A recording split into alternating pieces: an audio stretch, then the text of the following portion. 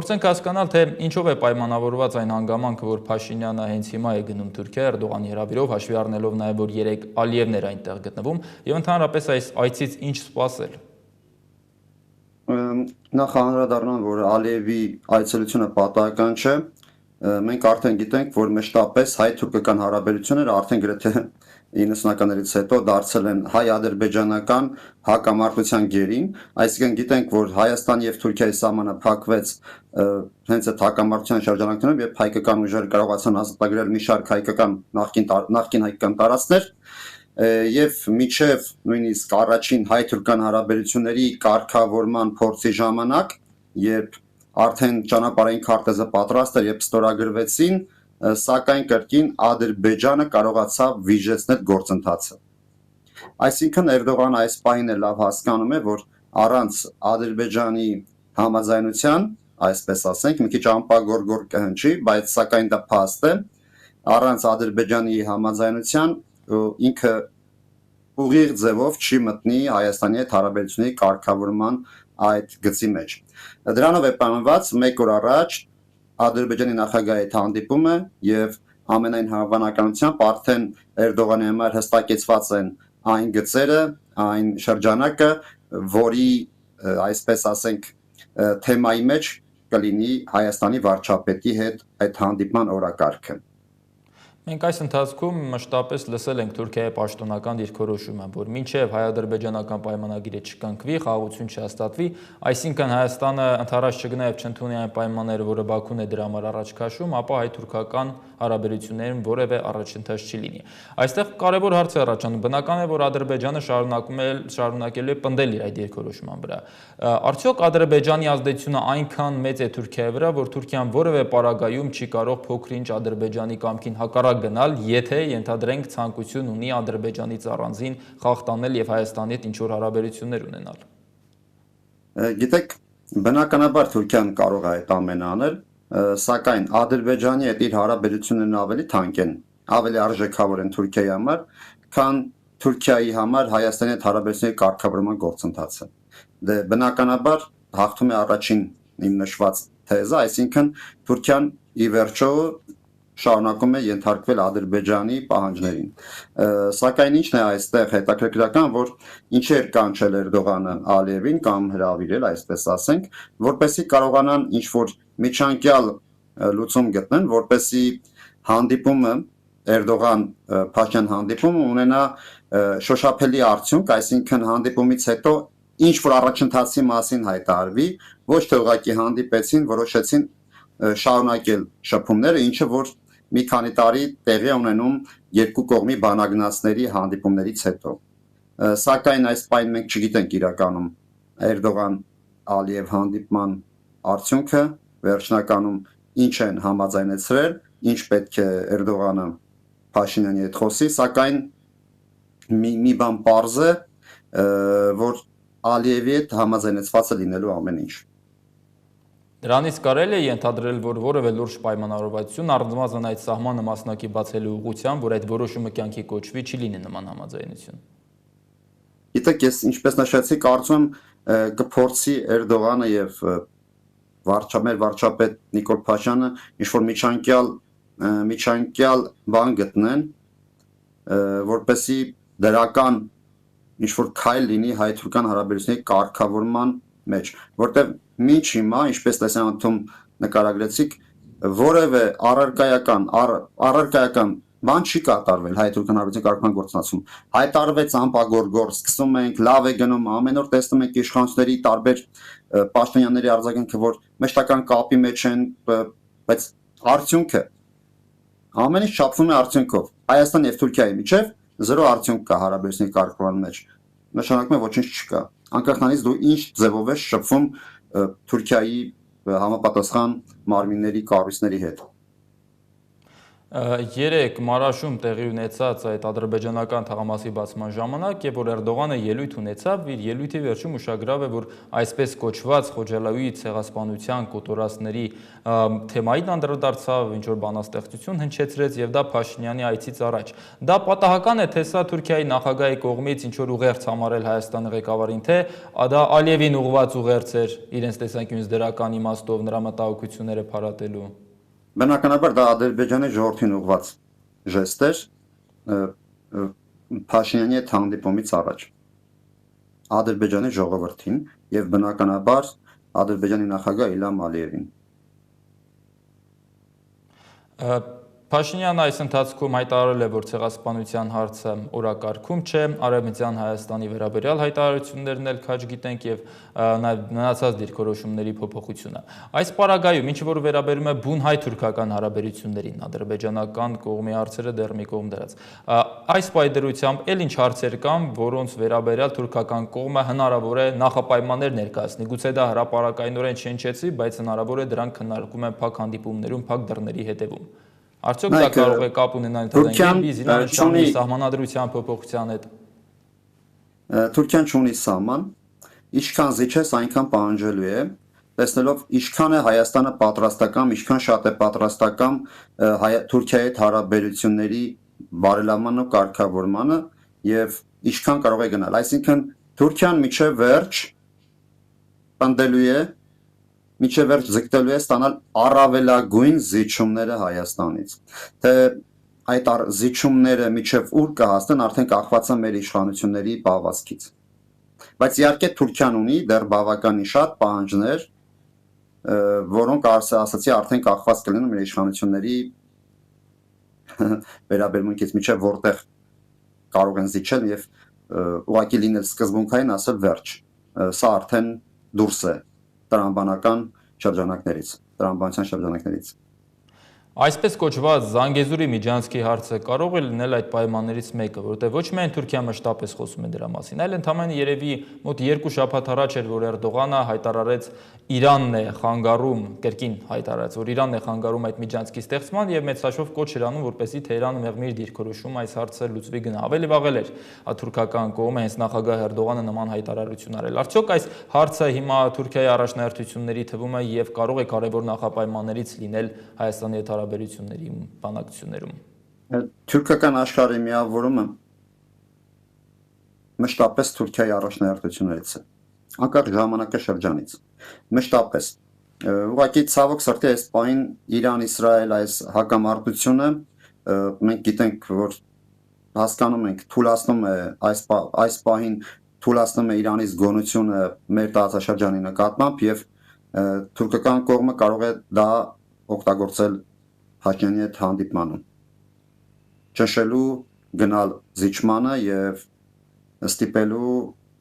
որպեսզի հայկական կողմը ավելի մեծ, այսպես ասենք, քննարկություններով ոչտի այդ ճանապարհ կոչվածը կամ ինչպես իրենք են ասում միջանց կոչված, արդեն գրեթե պարզ է, որ ինչ որ ուղի է լինելու, սակայն այդ ուղին վերջնական ինչ տարբերակով է հսկվելու, ինչ տարբերակով են անցնելու այդ շարժը Թուրքիայից, կներեք, Նախիջևանից դեպի Ադրբեջանի հիմնական հատված եւ հակառակը, այդ դրանք դեռ մեզ, այսինքն սովորական քաղաքացիներին ասուց չէ։ Անդրանիկ, թուրքական մամուլը երեք եւ հատկապես այսօր ինչ է գրել Փաշինյանի այցին ընդառաջ, ինչ ազդակներ են հնչեցվել այդ մակարդակում։ Նայեք, հիմնականում ուղղակի որ սա նկարագրում են որպես արտառոց երևույթ, որ Հայաստանի անկախությունից ի վեր բարձր մակարդակի, այսինքն աշխատանքային այցելության առաջին դեպքն է, նախկինում իհարկե Թուրքիա այցելել են նախկին նախագահները, սակայն ոչ աշխատանքային այցով, եղել է ֆուտբոլային հանդիպում, եղել է Ստամբուլում ինչ-որ համաժողովի շրջանակներում, սա եզակի է, ուղղակի զուտ այդ կոնտեքստում եւ որպես նաեւ նշեմ որոշ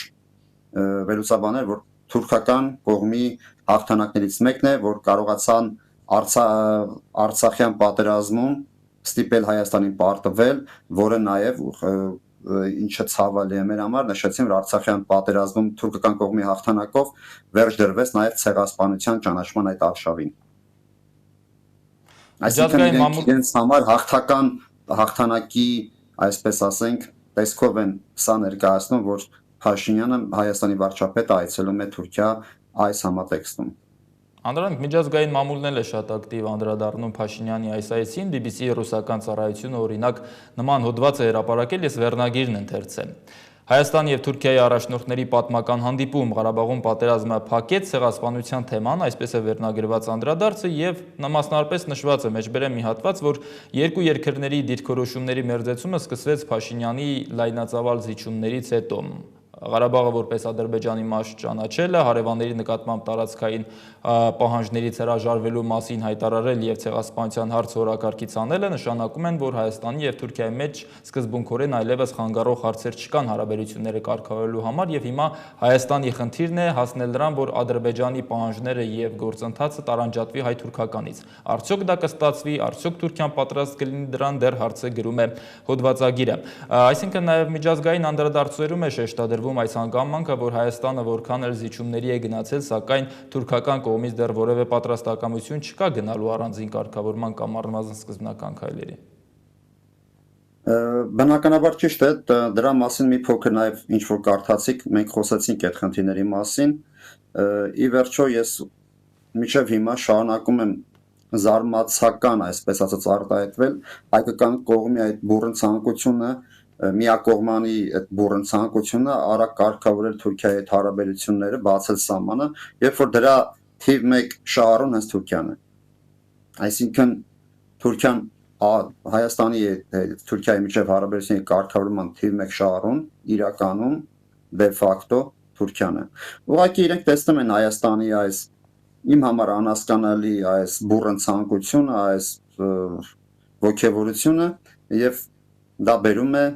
այդ հարաբերությունների կարգավորման արժեքի բարձրացման Հայաստանի համար։ Եվ նաև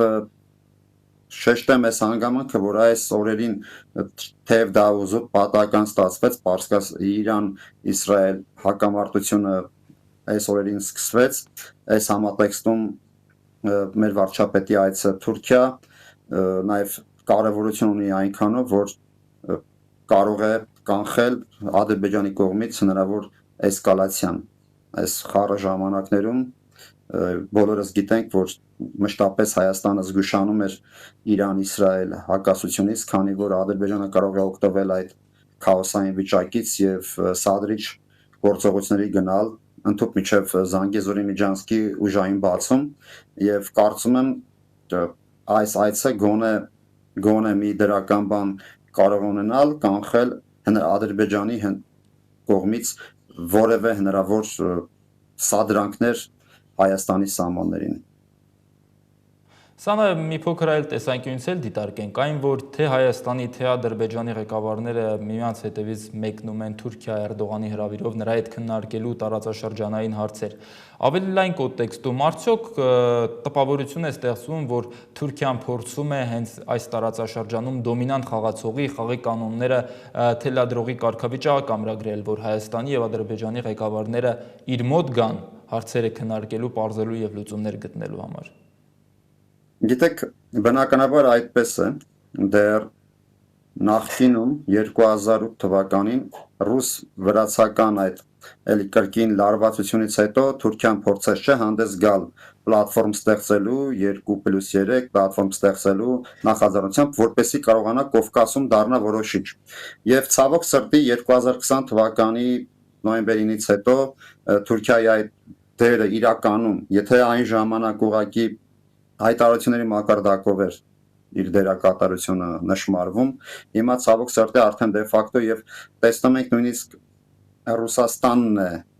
գրեթե զիջել իր դիրքերը այս տարածաշրջանում, Արցախի վերջնական անկումով Ռուսաստանը արդեն ձեռքեր, այսպես ասած, կապված է եւ ամբողջ խաղը անցել է Թուրքիային։ Եվ բնականաբար սրա մասին նախկինում էլ միջև այս դեպքերը ասվում էր, եթե Ռուսաստանին հնարավոր լինի ինչ-որ չափով Ռուսաստանի դիրքերը թույլատրել Կովկասում, մեր տարածաշրջանում, դա լինելու է իաշիվ Թուրքիայի դիրքերի ուժեղացման։ Եվ բնականաբար այս պահին Թուրքիան է զգում տարածաշրջանում, այսպես ասենք, որոշողի դերը ինքն է տանում, հարց լուծողի։ Հասկանալի է, րոպեներ առաջ տեղեկություն ստացվեց, որ Ստամբուլում արդեն մեկնարկել է Փաշինյան-Էրդողան հանդիպումը, նաև պաշտոնական լուսանկար հրապարակվեց, նախ առանձնազրույց կլինի, հետո նաև ընդլայնված կազմով հանդիպում, բայց համայնքի այդ հանդիպմանը անդրադառնանք նաև վերջում հայտնի դարձավ, որ պատրիարքությունից ներկայացուցիչներ չեն եղել այս հանդիպանը, սա ինչով կարող է պայմանավորված լինել, հաշվի առնելով նաև Փաշինյանի կողմից եկեղեցու դեմ սկսված արշավը, կաթողիկոսի հեռացման պանջը, կարող է սա կապ ունենալ, թե սա լրիվ այլ դրդապատճառներ Բնականաբար սա համերաշխություն է կաթողիկոսին Էջմիածնին։ Պոլսոայոց պատրիարքարանը դե յուրե ենթարկվում է Էջմիածնին, թեև իրենք այսպես դե ֆակտո անկախ են, իրենք են իրենց հարցերը լուծում եւ Էջմիածինը ուղիղ դե ֆակտո խառնվելու իրենց գործերին քիչ լծակներ ունի, սակայն դե յուրե Էջմիածնին է պատկանում, կաթողիկոսը իրենց կաթողիկոսն է, բնականաբար ուղղակի համերաշխություն կաթողիկոսին եւ այս ամենը դրա հետևանք է։